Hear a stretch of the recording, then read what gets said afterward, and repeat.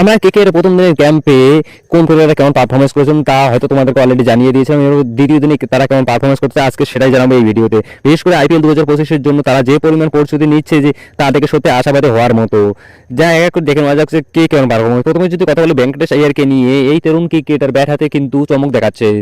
তার ব্যাটিং কিন্তু দুর্দান্ত, প্রতিটা শটের মধ্যে তিনি তার চেয়ে কঠিন পরিশ্রম তার কিন্তু একটা ছাপ রেখে যাচ্ছেন। নিশ্চিতভাবে তিনি দলের জন্য এক গুরুত্বপূর্ণ সদস্য তুলেছেন ভেঙ্কটেশ আইয়ার, এবং তার পাশাপাশি তিনি বোলিংও কিন্তু ভালো পারফরমেন্স করতেছেন জানা গিয়েছে।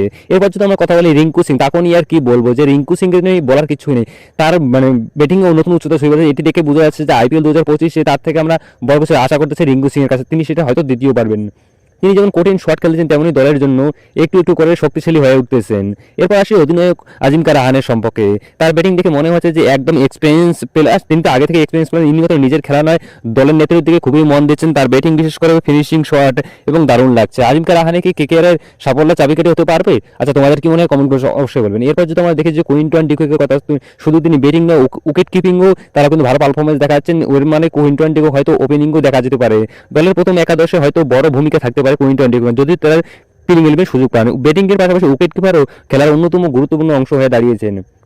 এরপর যদি আমাদের বলি অ্যান্ড্রেস নোকিয়া এবং ব্যারগোরুনেকে নিয়ে, এই দুজন বোলারের কথা না বললেই নয়। তাদের বোলিং ছিল একেবারে নিখুঁত এবং আগামী আইপিএল সিজনে কেকেআর এর পক্ষে বড় ভূমিকা পালন করবেন। বিশেষ করে অ্যান্ড্রেস নোকিয়া, যিনি তার গতির সাথে সাথে প্রতিপক্ষ ব্যাটসম্যানদেরকে দারুণ চাপে রাখবেন। এবং কেকেআর এর যে প্র্যাকটিস ক্যাম্প হচ্ছে সেখানে একটা ভিডিওতে হয়তো আপনারা লক্ষ্য করেছেন রিঙ্কু সিংকে একদম আউট করছেন অ্যান্ড্রেস নোকিয়া, সেটা কিন্তু দারুণ লাগতেছে, সত্যি কথা বলার কথা না।